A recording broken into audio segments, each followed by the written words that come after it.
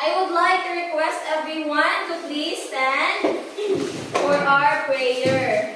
Now, Jessa, would you like to read the prayer? Yes, ma'am. Okay. In the name of the Father, the Son, and the Holy Spirit. Amen. Lord, thank you for this day, and please guide us among our teachers and let us all. Amen. Amen. Okay, good morning, class. It's nice to see you today. Good morning, class. It's nice to see you too. Before taking your seats, please arrange your chair and see to it that there's no pieces of trash are found under your chair. Then now you may now take your seats. Thank you, ma'am. Thank you. Is there anyone who is absent today? No. Good to know. In this class, we only have 5 classroom rules and everyone is expected to follow. May Aniki please read our first classroom rule? Listen when someone is speaking. Yes, that's right. Next, Jessa, Raise your hand before speaking or leaving your seat. Isel, number Use 3, polite words and actions at all times. Gabriel, number 4, Always keep the classroom clean and organized. and lastly, Nicole. Participate actively in class activities and do your best. Okay, thank you for your participation. Is everything clear, class? Yes, ma'am. Okay, that's great. Now, before we jump into today's exciting lesson, let's have a recall first on what our discussion last meeting. Now, can you still remember our last discussion? Yes, ma'am. Okay, what is our topic last discussion? Yes, Isel. Our topic last meeting was all about biographical, historical, and sociocultural context. Very good. Now, who can explain what they are all about? Yes, Glyzel. Biographical context refers to the life story of an author. Historical context is all about the period or the year which the story was written, like when there were wars and pandemics. And lastly, sociocultural context are the values, culture, and traditions, as well as social factors of a particular place and people. That's right. Do you still have any questions, clarifications about our past or previous discussion? None. Okay, that's great. Now, here are our learning objectives for today's lesson. For our first objective, Charlene, please read. Define maxims, universal truths, and philosophy. Yes, great, thank you. For our lesson, our first learning objective is define maxims. So you need to define maxims, universal truths, and philosophies. Second, please read, Jessa. Differentiate between maxims, universal truth, and philosophy. Thank you. So after defining what is maxims, universal truths, and philosophies, you need to differentiate between among them. Next, letter C. Nicole, please read. Organize the maxims, universal truths, and philosophies of their life by composing an original or using a famous one. Yes, and this number 3 objectives, you need to compose your original or using famous one maxims and universal truths and philosophies. Next, for our last learning objective, number 3, Gabriel, please read. Acknowledge the importance of maxims, universal truths, and philosophies during the discussion and group activities by showcasing attentiveness, respect, and cooperation towards classmates and teachers. Yes, it is also important, class, to all of you to know the importance of maxims, universal truths, and philosophy. So that's why that is belong to our learning objectives. Now, is everything clear, class, about our learning objectives? Yes, ma'am. Okay. Through your cooperation, I'm sure that we will achieve those learning objectives. So I hope that everyone will cooperate. Now, let's take a look at this following quotes. Everybody, please read. Action speaks louder than words. Next. Think before you speak. Next. Do unto others what you want others to do to you. Next. A penny saved is a penny earned. And last You reap what you sow. Okay. Now, who would like to pick a quote and share their ideas? Yes, Enter. My quote is the third one. Do unto others what you want others do unto you. This suggests that we should treat others good if we want them to be good to us as well. Very good, Enter. Now, what about action speaks louder than words? Yes, Liza, would you like to say? Yes. Yes. Well, Yes. I think this quote, Mom, is all about how important an effort is when promises and words aren't enough if there's no action. Yes, very good, Glycel. Now, how about a penny saved is a penny earned? Who wants to share their ideas about that quote? Yes, Izel. For me, Mom, I think it talks about being thrifty. Yes, very good. That is a simple explanation of that quote. Now, all your answers are correct, class. Now, let's proceed to our discussion. So this morning, we will be talking about maxims, universal truths, and philosophies. So first, let us define what is maxim. First row, please read. Maxims are short and concise statements that express general truths or principles about human behavior or the natural world.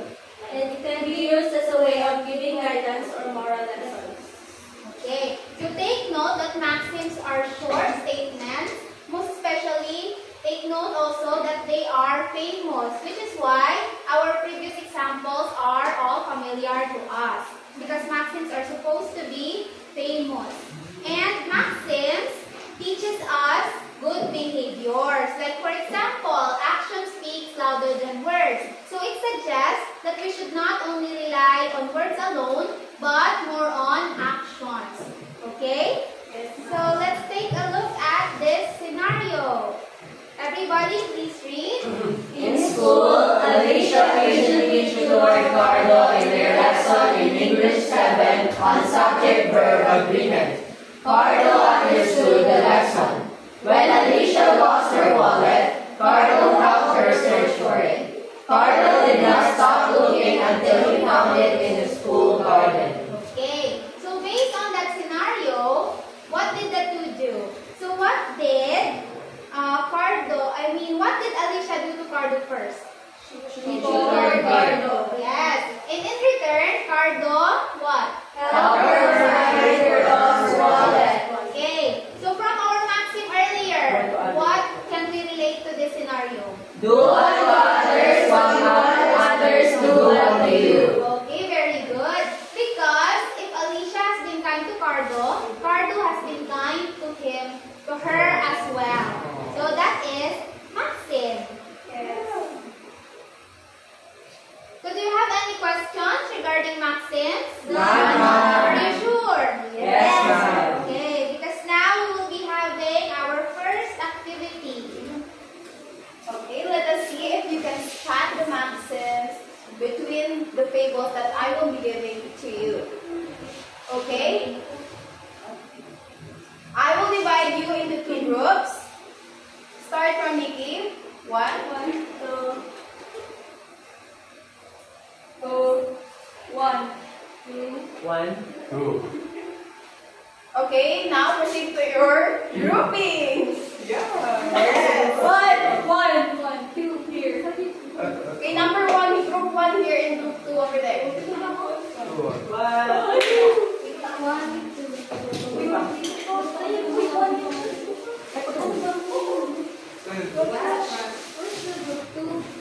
1, group 1 here, group 2 there.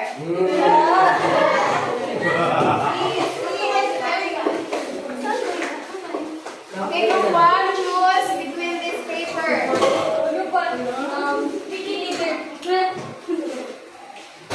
Okay, you will read that. Okay, you will read that tables and then you will identify the maxim, and after that, choose one representative to present it in front of the class. You have only 10 minutes.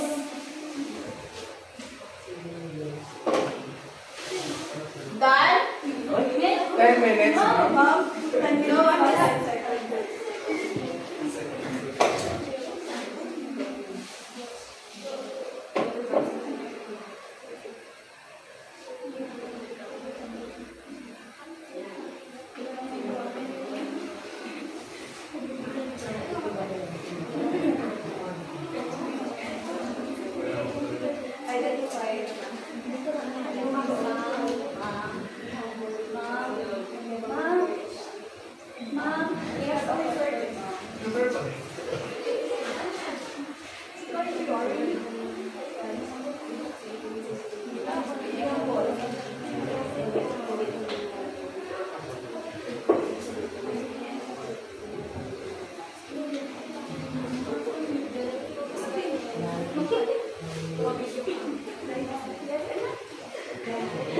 Okay, you have 5 minutes left. Oh, Mom.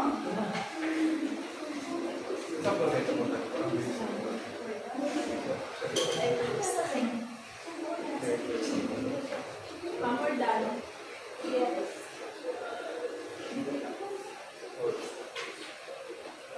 Group 1, are we done? No. Okay, Mom. Group 2, oh my gosh. Group 1.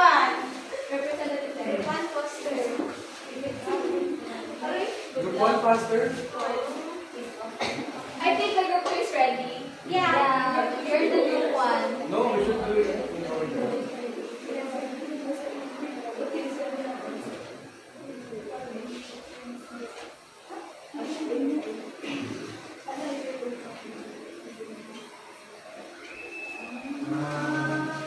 Thank you, Mom. Yes.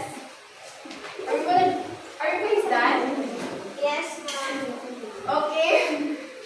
Group 2, are you done? Yes, Mom. Group 4, I'm sorry. Group 1, are you done? Yes, ma'am. Okay, who wants to present their work? Group 1. Okay, me and Heather. Okay. Group 1, please proceed in front of the class. Go. So group 1. Junior namin tayo. Listen. Listen, class. This story is entitled The Boy Who Cried Wolf by Aesop. There was once a young shepherd boy who tended his sheep at the foot of a mountain near a dark forest.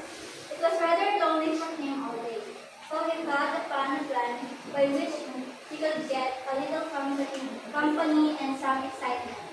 He rushed down towards the village calling out, "Wolf, wolf!" And the villagers came out to meet him, and some of them stopped with him for a considerable time.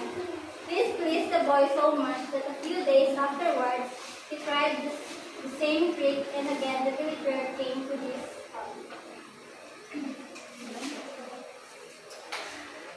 But shortly after, this wolf actually did come out from the forest and began to worry the sheep, and the boy of course cried out, "Wolf, wolf!" still louder than before. But this time, the villagers who had been fooled twice before thought the boy was again deceiving them, and nobody steered to come to his help. So the wolf made a good meal of the boy's flock. And when the boy complained, the wise men of the village said, A liar will not be believed even when he speaks the truth.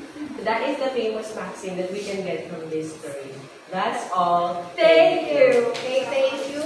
And for group 2, you just have to identify the maxims. Don't read the whole table. Sorry, for group 2. Please proceed. Is your representative, Gabriel? Identify the maxim and explain it. Please proceed in front.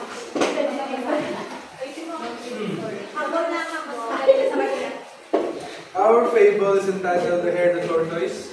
I'm sure all of you know that. The maxim that our group concluded is be humble. Yes. Yeah?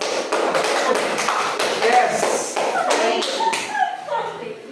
Because if you've read the fable, the hare was almost all throughout the fable, the hare was boasting about his speed to the tortoise. Yes. And in the end, his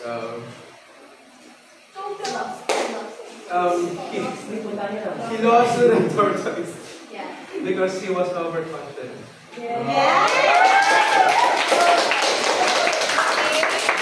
You guys identified the maxims correctly. Okay, give yourselves again a round of applause. Very good. Let's proceed to the universal truth. Okay. So now let's talk about universal truth. Second row, please read. Universal truths refer to statements that are considered universally applicable across cultures, times, and situations. Oftentimes, they reflect fundamental aspects of human experience. Okay, so take note that universal truths are absolute. Therefore, you cannot deny their facts. Like for example, our first example here is happiness is a choice. Is this true? Yes. Second, everything changes. Yes. Money can't buy happiness. No. This is true. This is universally truthful. And four, everything happens.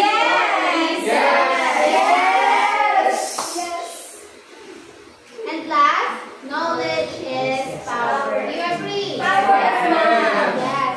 So these universal truths are absolute because they are facts that are common to everyone and nobody can deny them. So in our scenario here, everybody please read. One Saturday morning, while on her way to the market, Annie is seen bump into a beggar. Annie is seen stop and search for the bread and water in her bag. The beggar accepted them with a smile on his face. Okay. So what trait of Ali did you see in the scenario? She helps the beggar. She helped the beggar and she is Kind. She is kind. So if you were Ali Singh, would you also help the beggar? Yes. And that explains why kindness is universal. So no matter what our differences are, you can always see kindness everywhere, even in strangers. So are there other universal truths that you can think of? Yes.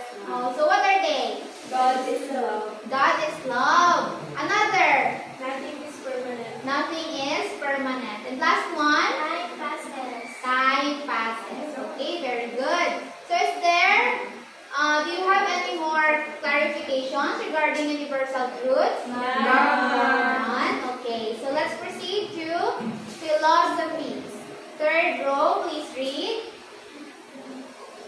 Philosophies pertain to broader belief systems or ideas. Generally, writers use their work to express their personal beliefs on particular topics, such as life, nature, journey, relationships, etc. Okay, so philosophies are deep and meaningful quotations that you use to guide your behavior. So in here, everybody can make their own philosophies, which are their basis in how they would act. So like for example, we have here a famous philosophy from a famous author, which is Ralph Waldo Emerson. So please read, Charlene. What lies behind us and what lies before us are tiny matters compared to what lies within us. Okay. So Mr. Emerson here believes that the present is more important than our past and our future. Next, please read, Gabriel. Everything will be okay in the end. If it's not okay, then it's not in. From an unknown author. Next, please read, Nicole. You only live once, but if you do it right once, it's enough. That is according to Mae West. Next, please read, Tanner. Your time is limited. Don't waste it living someone else's life. By Steve Jobs. And last, please read Liza. Believe you can and you're halfway there. By a famous author, Theodore Roosevelt. So among these 6 philosophies, which did you like best? Giselle? I like the number 3, ma'am. Everything will be okay, and then if it's not okay, then it's not the end. Okay, so that is a very beautiful philosophy. Another, which is your favorite? Nikki? I like number 7. Wala po. Step. Wala. Number 5 na lang, ma'am.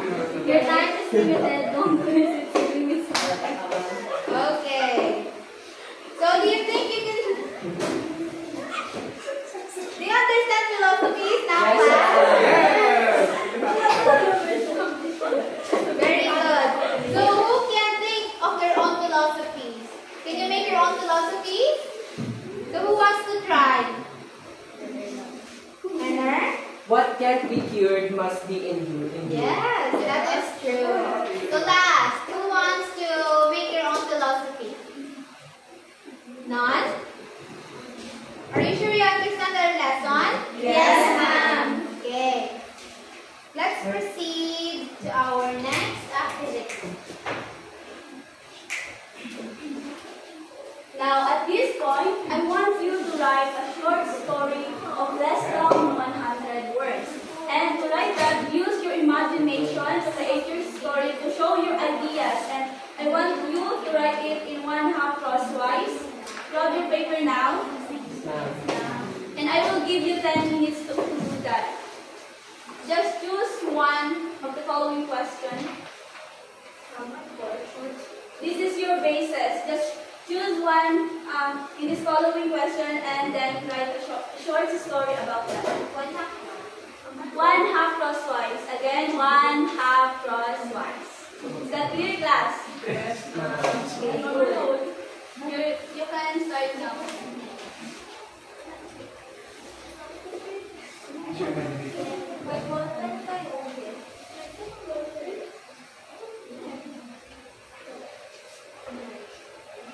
Use your imagination. Yes.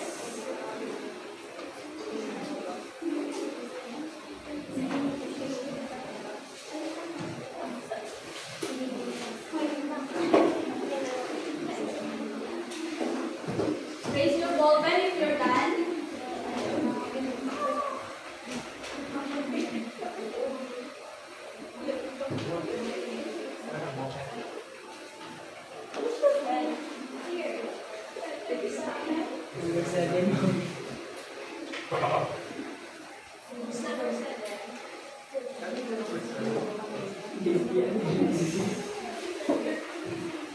Okay, time's up. Please pass your paper in front. No, I- 1, Yeah. 2, 3.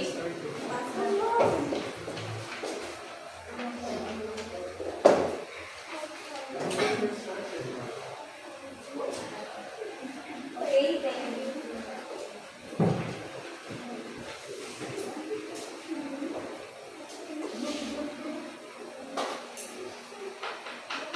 Okay, remember last meeting I assigned you to read the story about the maths.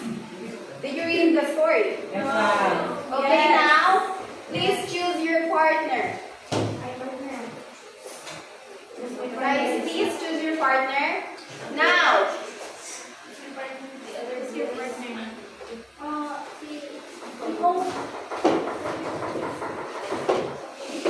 okay, this is the instructions for the activity. I will divide you into 4 groups, and yes, I have assigned you to read the maths, and then students will guess if it's a maxim, universal truth, or philosophy by raising colored cards that we have given to you.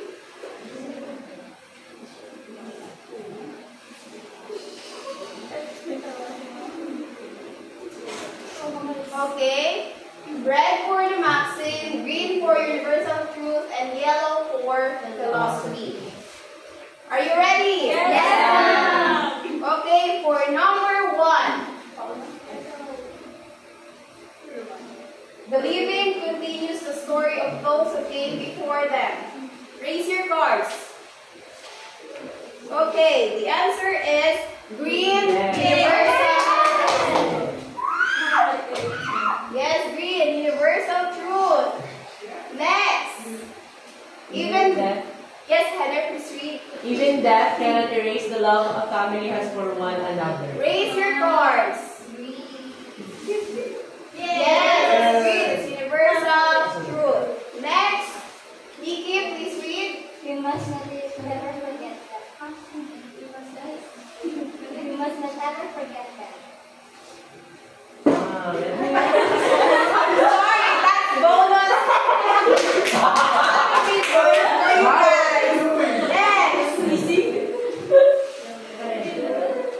Jessa, please read loud. Death ends a life, but not a relationship.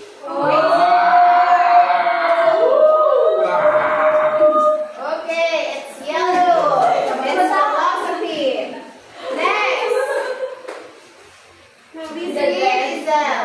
The dead are never truly gone while we remember them. Okay. The answer is yellow. It's philosophy. Next, please read Gabrielle. The mats were more than gifts. They were symbols of life and memory. Please raise your cards. Okay. The answer is yellow, philosophy.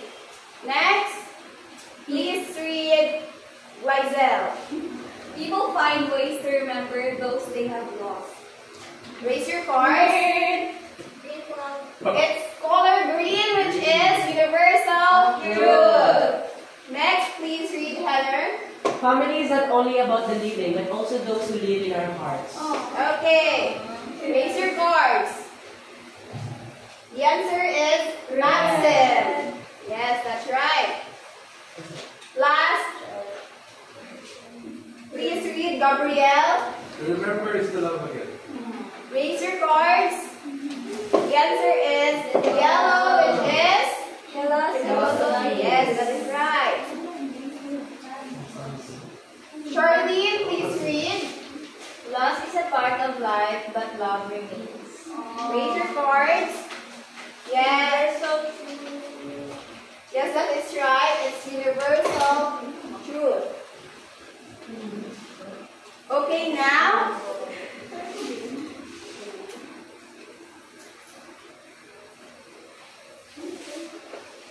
Okay, for this activity, which is entitled Quote Doodle Wall, each student will think of any maxim, universal truth, or philosophy, either original or copied from a famous one, which will be okay. And whatever you have chosen, write it on a piece of bond paper with style using markers, colored pencils, and other art materials, and you can make any design or font you like. Once done, you could now pin your work in front or on the board for display. Please distribute the paper. Yes, it's individual class. Okay, you have 15 minutes to do that.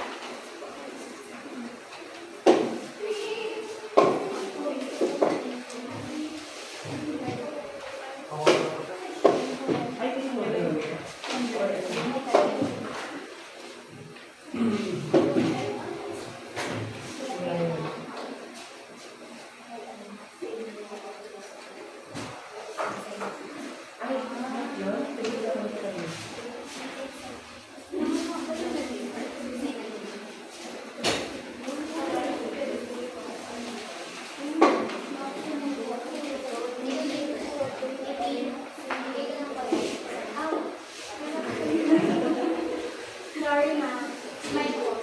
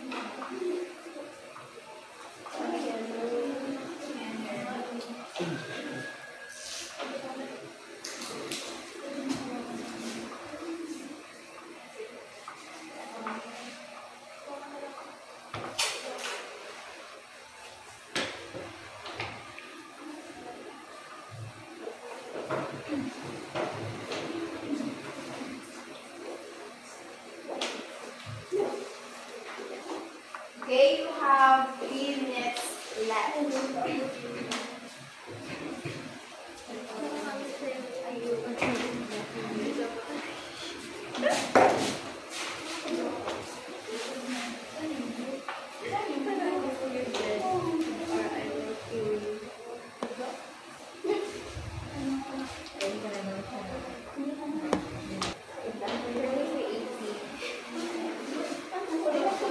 Sino may color black? Ano mo color black? Pagkakahan ba ito?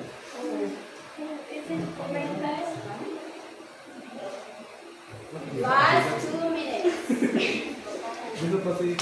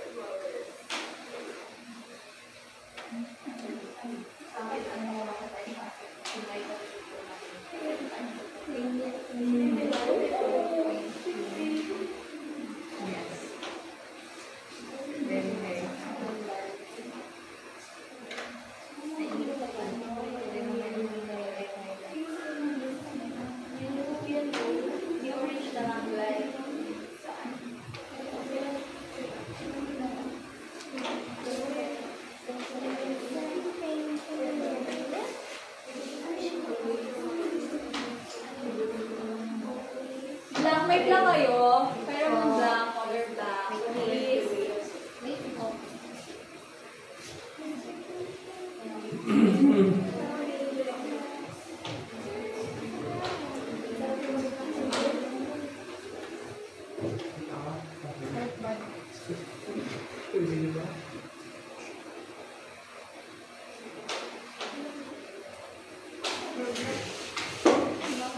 Meron color black. Color black, please. Color black.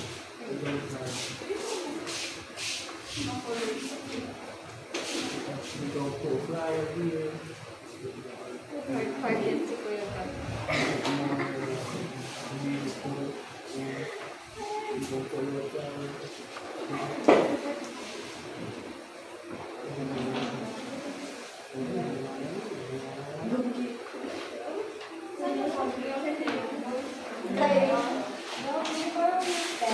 Pwede na siya ipanglaban sa probinsya na puso niya.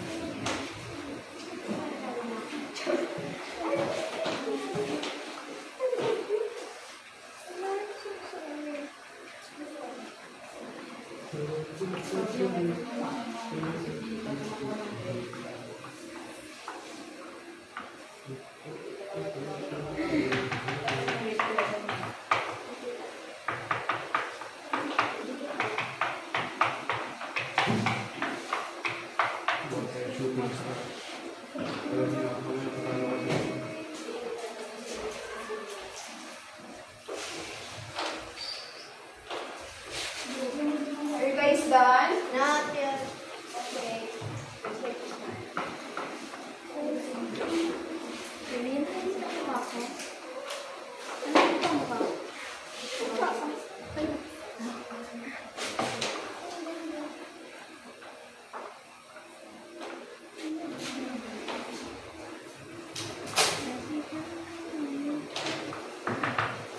Welcome to the practicing girl. Very pretty, I love it. Pagi. Parang tao-tao siya. Ako may ghost. Kasi may nakikita ako sa ni Kuya Gab.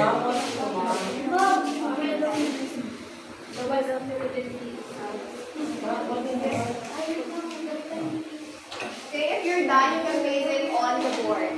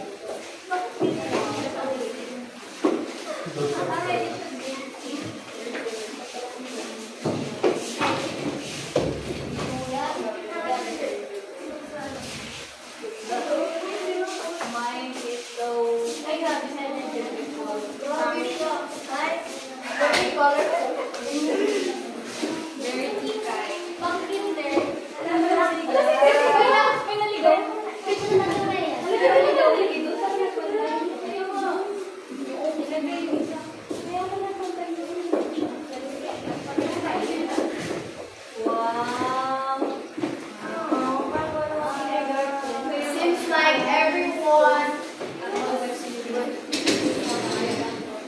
we're done, and I can see that you are really creative and you use your imagination and your knowledge. So give yourself a round of applause.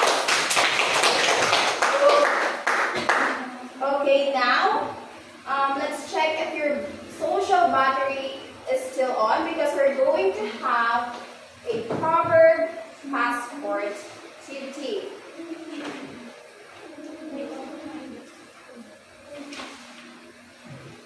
Okay, each student will prepare one proverb or philosophy of their family or culture. Each student will also prepare a customized flag to serve as a landmark through a creative drawing. The rounds will start using a paper airplane that everyone will use to pass with one another. And then the first will start with me to share my proverb or philosophy or family, and next will be the person in my right. As the rounds go on, the students will share their proverb, philosophy, and explain briefly its purpose to their family.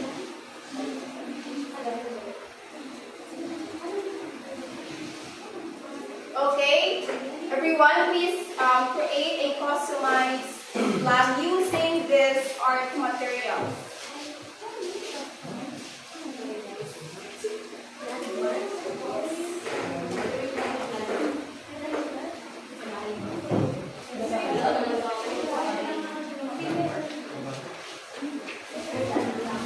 Yes.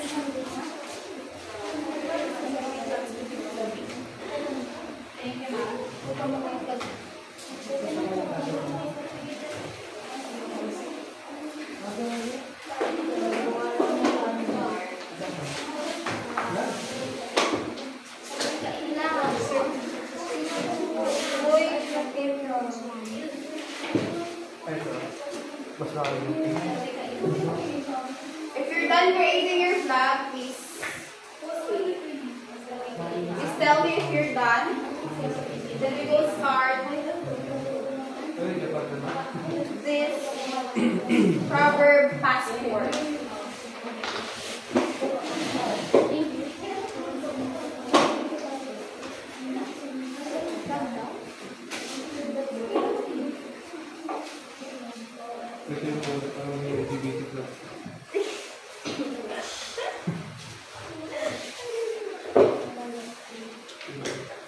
Gawin natin ating Team lock ka dyan.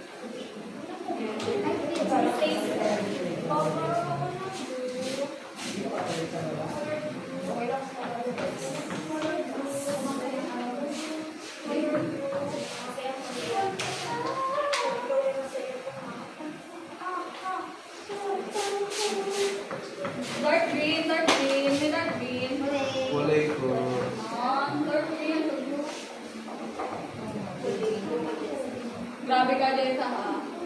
That's green. Start mo to. Gawa mo ah. Ipapigil kayo.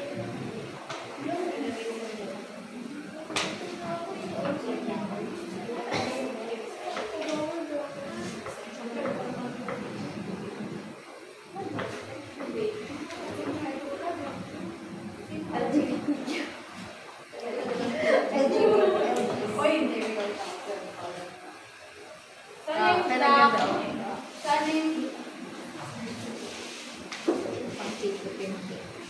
mga species na nag-cooperate. I'm not using it. You see?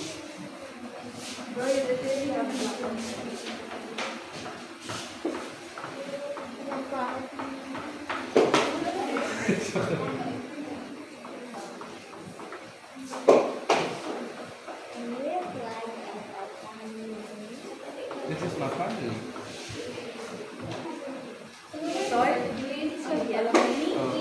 For good. We fight for righteousness. Righteousness? We're not fighting each other.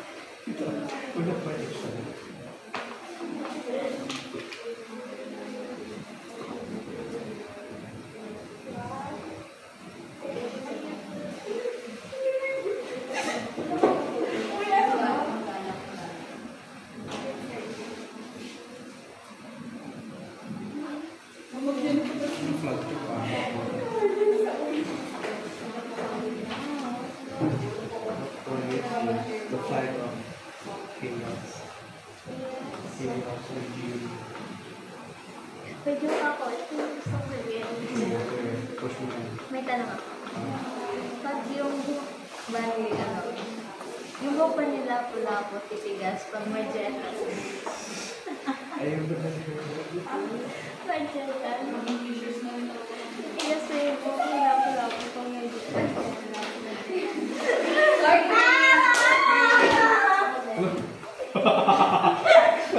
Guys, please minimize your voice. No, we wanna maximize. Yes, ma'am. Di ba ako makita sa video pa kayo? Okay, you have 5 minutes left. Sabi mo kasi yun. Tapos yung buhok pa sa baby ko, pero hindi ko malakas. Alam mo po, kung gabi sinabi ko pa yan, Well, they dito parang cake na siya. Parang layer ng cake. Ice cream. Siguro kasi mahilig yung may ikat rin. Start green po.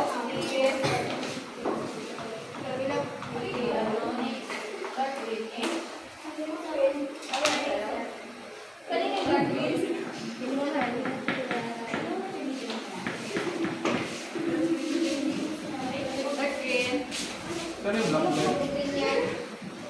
Saan yung block? Ayun dun sa kanya. Akira. I'm so sorry. Ganyan ba ang philosophy niya sa bahay? May black na Yeah. crayon. Ha? Tama ba yan? We always let others do our what? Last 4 minutes. Kumangit na siya.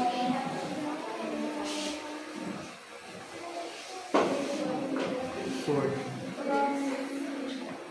Because we fight at the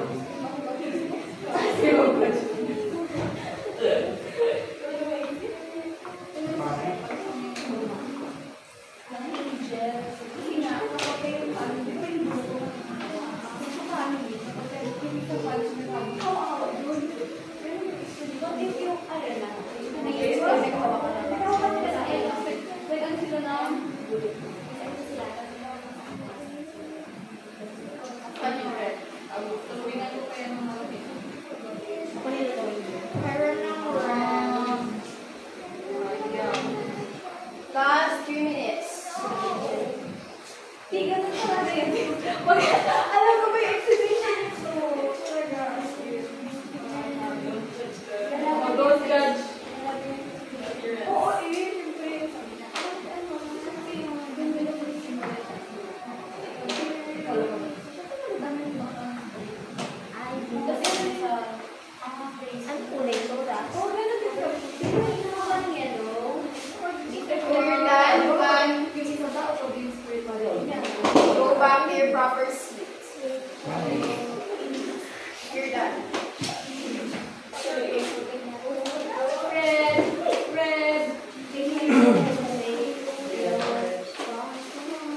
Makalagay ko pa ng abstract. Kami nang tawag kasi.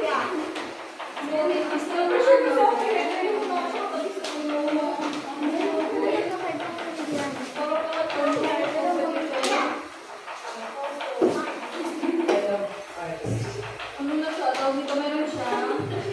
Creativity, creativity. Last 2 minutes. Wow!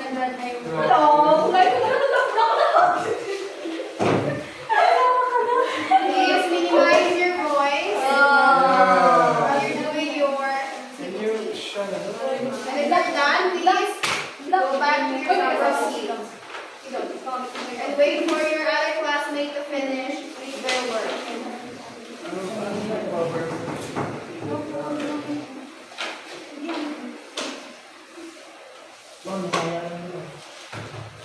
Bitaw may border, mag-reform border.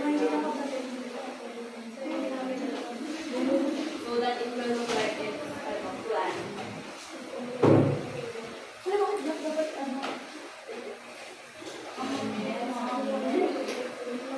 Last 1 minute. Done. Okay, seems like all of you are done. Okay, first I will share my proverbs. This proverb is from my grandmother, and she told me that a journey of 1,000 miles begins with a single step, which means that no matter how big or difficult something seems, you can only achieve it by starting with one small action.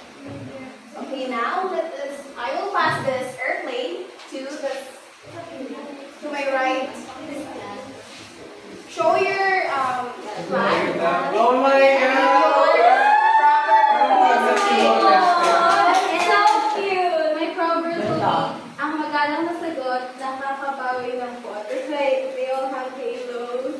And, yeah, it could be this. Opo. Okay, now you can pass it on your right.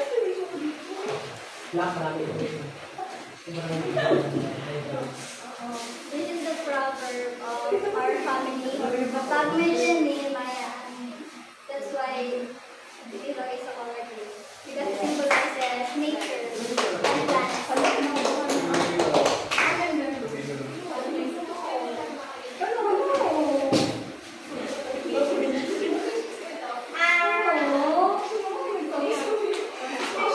Listen to your And it family. symbolizes, kapag may sinuksok, may madudukot. It came from my mother. That's why this is my flag. Yes, very good.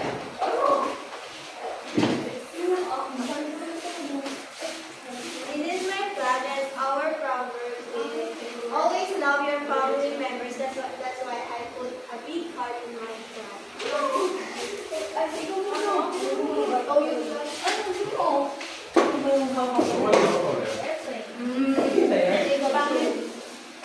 Mine is very beautiful, very colorful. Yes, the family that prays together stays forever. As seen. Face card na Laila.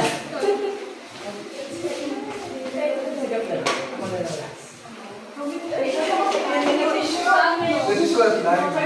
Pass. This is what flag. No, what's going? And my proverb actually came from my dad. That's why there's a story here, because my proverb is, our proverb is, be the savior and sunshine of someone's life.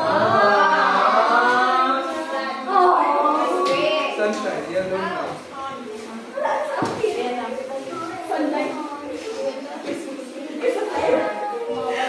This is my flag. And our family philosophy is always put the family first. That's why I put our family name. Oh my God!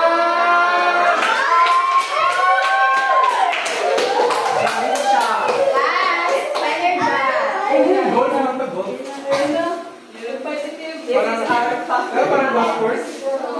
It says, ang sakit ng kalipingan ay ramdam ng buong katawan. Oh my God! member gets sick, especially the mother or the father, every member of the family feels it.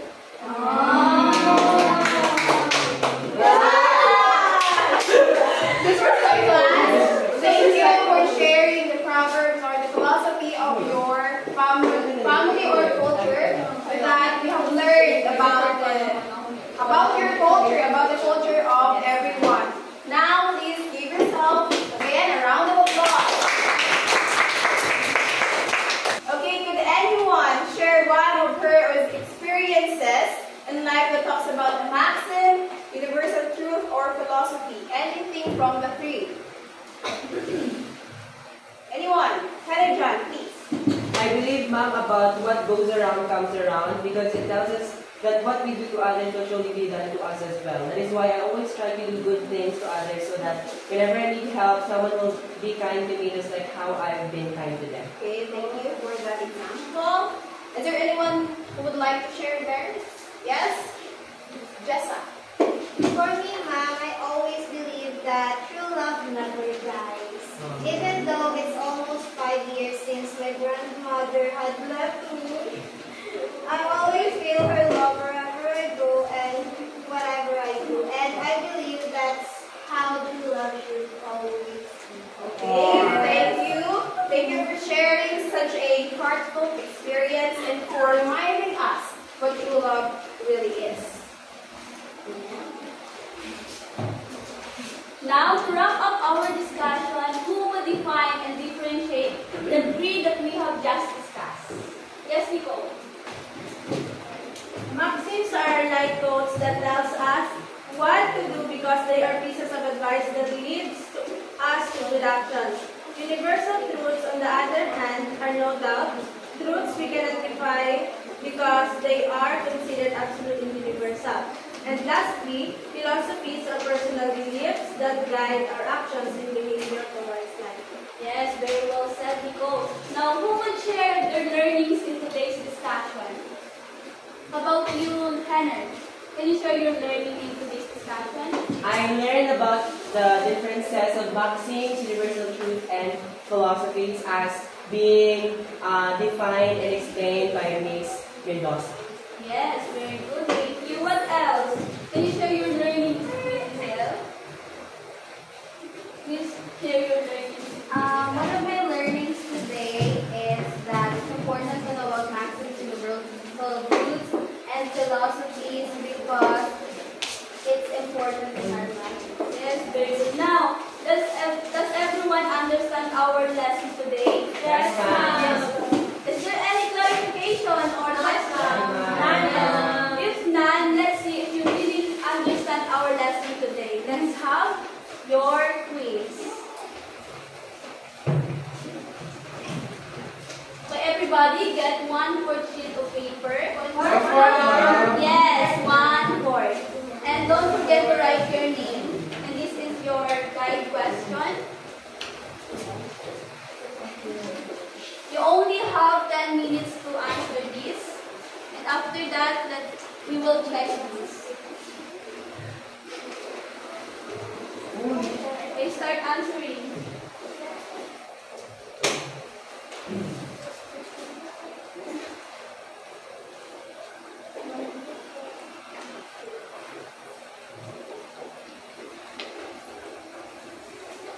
Mind your own paper. Ma'am, sikap na mo yan. Number 7 na.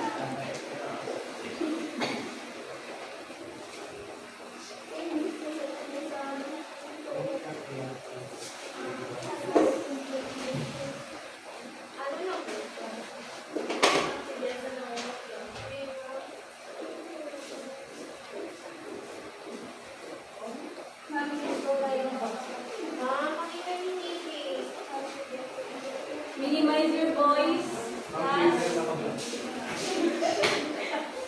Gabriel. Be quiet. Your classmate is answering. Amen plan. That's my favorite classmate. Is everybody done? Yes. Okay, please exchange your paper with your seat, please. And let us start.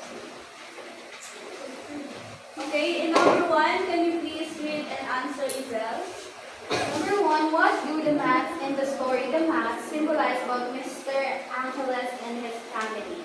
My answer is letter B. Okay, very good. Number 2, yes, ma'am? Why did Mr. Angeles prepare maths for his dead children? My answer is letter B because he still loves and remembers them. That's correct. Number 3, yes, 30. Which of the following sentences is a good example of a maxim? Letter A, ma'am. Tell the truth. Yes, very good. Number 4, Henner. What type of saying is parents will always love their children? Letter C, ma'am. Universal truth. Yes, very good. Number 5, Nikki. What does a maxim usually teach? Letter A, ma'am. Yes. Number 6, Nicole. What kind of idea is shown in the line, love never ends even when someone is done? Correct. And number 7, yes, Jessa. Which of the following sentences shows a philosophy about life? My answer is letter A. Everything happens for a reason. That's correct. Number 9, yes, Henner. Okay. What truth about family can we learn from the story The Max? Letter A, ma'am. A father's love never fades. Okay, very good. And number 9, yes, Nikki. What lesson can we learn from the way Mr. Angeles carefully made the maths? Letter A, ma'am. For our last number, yes, Nicole. What is the difference between a maxim and philosophy? A, ma'am, and A, ma'am. Okay. Please pass your papers in front. Pass your paper in front.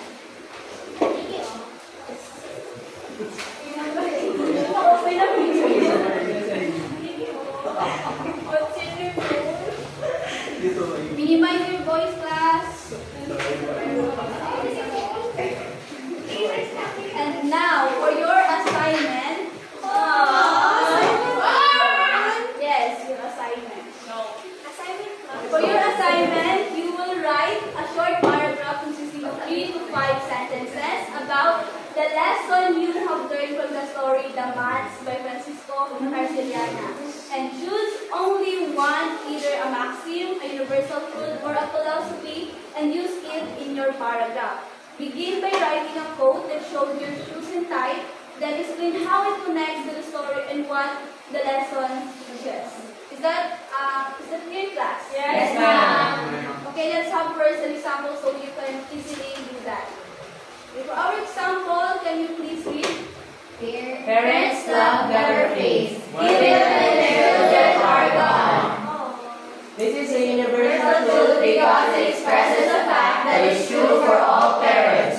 In the story The Max, Mr. Angeles shows his love for his children by preparing special maps for each one, including those who have passed away. It teaches us that real love from parents never ends, even beyond death. Okay, you will create for your assignment, you will create just like this.